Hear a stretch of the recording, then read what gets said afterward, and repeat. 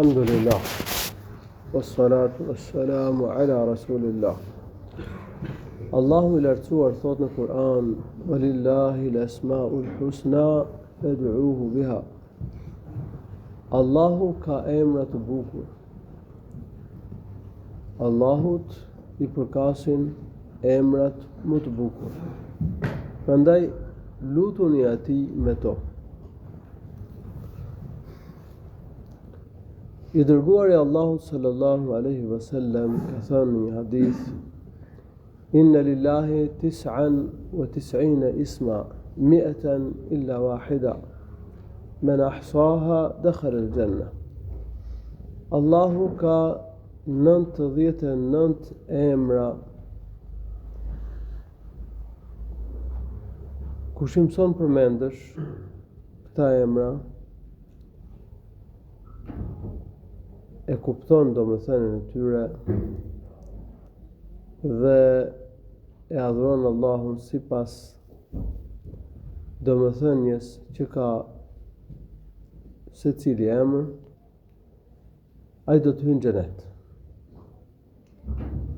Ky hadith pra tregon që Allahu I lartësuar I ka 99 emra që kush I mëson përmendesh duke kuptuar domethënien e tyre, duke lutur Allahut me ta, duke lavdëruar Allahun me ta, duke adhuruar Allahun me ta, ai hyn në xhenet. Ky është atëherë kuptimi I fjalës ihsa që përmendet në hadith. Kjo është shumë mirësi e madhe për robën. Ti mësoj përmendesh 99 emra të bukur të Allahut përmendur në Kur'an dhe Sunetin e Profetit sallallahu alaihi wasallam, e ti lutet Allahut të lartësuar me ta. Kjo që përmend Profeti sallallahu alaihi wasallam në këtë hadith në lidhje me emrat e bukur të Allahut të lartësuar, në lidhje me 99 emrat e bukur të Allahut të lartësuar, arrihet duke me 3 gjëra, të cilat I nënkupton fjala ihsa e përmendur në hadith. Së pari, ti mësosh 99 emra të bukur të Allahut përmendur në Kur'an dhe në hadithet e sakta.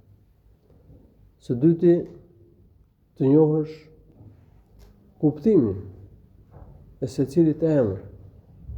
Për shembull, emri El Alim është I dishëm, El Sami' dëgjuesi, El Basir shikuesi, El Khaliq krijuesi, El Razzaq furnizuesi me mjetet e jetesës, dhuruesi I mjeteve të jetesës, El Jamil më I bukur, El Ali I lartë, El Azim madhështori. Pra, të njohësh kuptimet e emrave. E treta,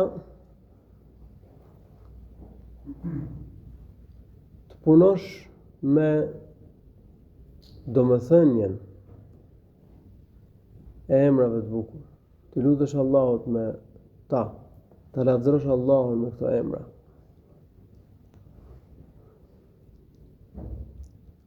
Ti lutesh Allahut subhanahu wa taala me ta, ti kërkosh Allahut të lartësuar. Për shembull, kur I lutesh Allahut të lartësuar për falje,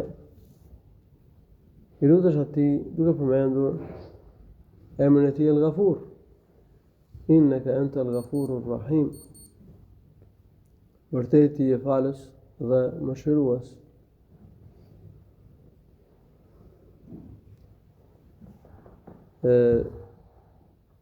Të besosh dhe rrjedhimet që kanë emrat e bukur të Allahut të lartësuar dhe të punosh sipas domethënies së emrave.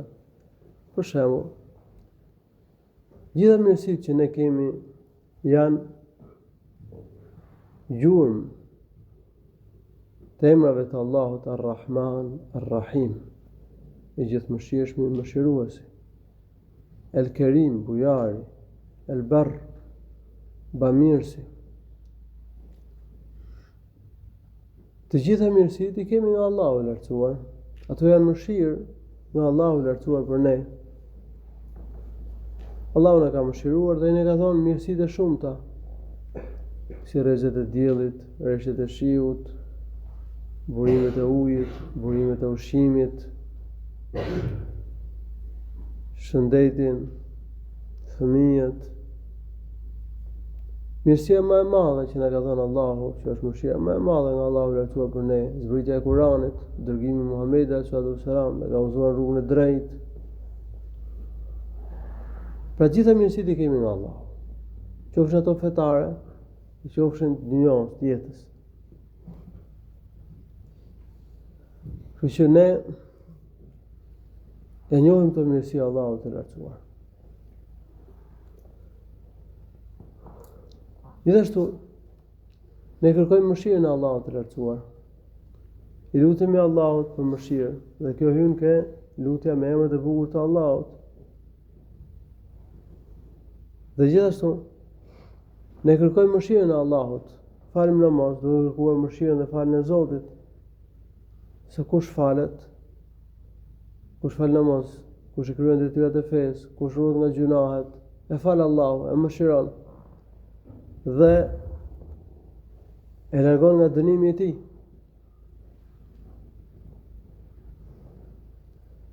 Ne mëshirojmë krijesat që të arrijnë mëshirën e Allahut, siç ka thënë profeti sallallahu alaihi wasallam në një hadith: "Ar-rahimun yarhamuhumur rahman, yarhamu man fil ardi, yarhamukum man fis sama."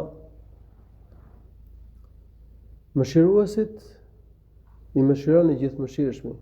Mëshironi ata që janë në tokë, që të mëshirojë Allahu, i cili është lart mbi qiell. Kush mëshiron robët e Zotit, kush mëshiron krijesat e Zotit, atë e mëshiron Allahu subhanahu wa taala. Kështu që ne jemi të mëshirshëm me prindërit tanë, ne mëshirojmë të vegjëlit, fëmijët, burrit do të jetë mëshirshëm me bashkëshorten, të jemi të mëshirshëm me muslimanët, po të jemi të mëshirshëm dhe me njerëzën përgjithësi me të cilët jetojmë në paqe, të jemi të mëshirshëm dhe me kafshën. Kush mëshiron, atë e mëshiron Allahu subhanahu wa taala. Kështu që ose për shembull një emër tjetër i Allahut, emri Et-Tawwab. Ne besojmë këtë emër. Po besojmë dhe rrjedhimet që ka ky emër. Duhet njohim kuptimin e tij. Do thotë se Allahu i lartësuar ja bën mbar robit të bëjë tobe, dhe Allahu ja pranon toben robit. Ky emër i Zotit lidhet me rob që bëjnë tobe. Para se robit bëj tobe, shfaqet tek ai rrjedhimi i këtij emri. Pasi Allahu ja shtin mendje robit që të bëjnë tobe. Allahu ja bën mbar robit që të bëjë tobe, të pendohet nga gjunahet. Se po të mos e udhëzoj Allahu, po të mos ja bëj mbar Allahu që robit bëj tobe, robi s'mund pendohet. Dhe kjo përfshihet ke kuptimi i emrit Et-Tawwab. Dhe masi robi bën tobe, Allahu ja pranon tobe. Themi që në kuptimin e këtij emri hyn edhe pranimi i tobes. Kështu që ne besojmë këtë emër, besojmë dhe rrjedhimet që ka ky emri i bukur i Allahut të lartësuar. Dhe ne adhurojmë Allahun duke përmbushur kuptimin e këtij emri dhe kërkesën e këtij emri, që është pendimi. Heqim dorë nga gjunahet, na vjen keq që kemi bërë gjunahe, bëhemi pishmon që kemi bërë gjunahet, vendosim që të mos i bëjmë më gjunahet, shpresojmë që Allahu do na e pranojë toben, masi kemi bërë tobe. Kjo do thotë domethënë që të adhurosh Allahun sipas kuptimit dhe kërkesës së këtij emri, që është emri Et-Tawwab. Po ne dhe madhrojmë Allahun, e lavdërojmë Allahun duke përmendur këtë emër të bukur të Allahut të lartësuar,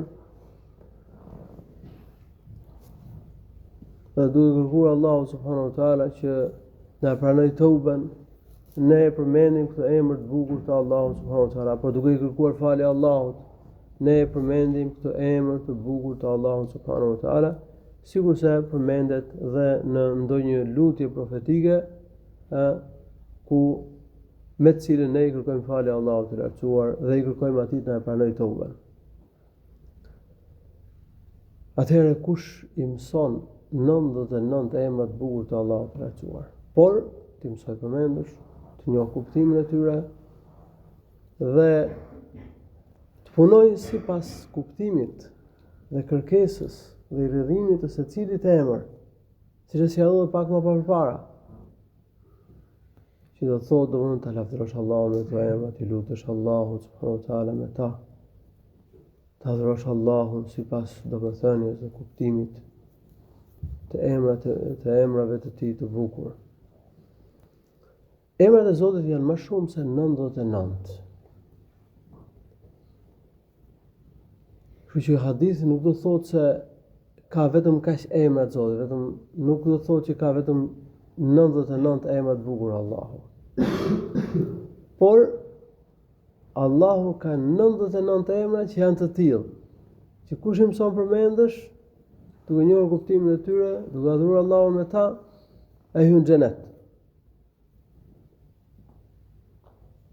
Por ka dhe emra të tjerë. Allahu ka më shumë se 99 emra. Ka emra që i di vetëm Allahu, se di askush tjetër. Ka emra që i din ca krijesat Allahut dhe nuk i din të tjerë, siç mësohet nga një hadith i profetit sallallahu alaihi wasallam. Po në Kur'an dhe në Sunet përmenden vetëm 99 emra të Zotit apo më shumë? Më shumë se 99. Në Kur'an dhe në hadithet e profetit gjithë janë përmendur më shumë se 99 emra. Por mjafton të mësosh 99 emra nga ato që përmenden në Kur'an dhe Sunetin e profetit sallallahu alaihi wasallam. Shumica e këtyre 99 emrave përmenden në Kur'an, po ka dhe emra që përmenden në hadithet e sakta të profetit sallallahu alaihi wasallam. Allahu shpërblet me të mira, alhamdulillahi rabbil alamin, sallallahu alaihi wasallam ala nabiyina Muhammad.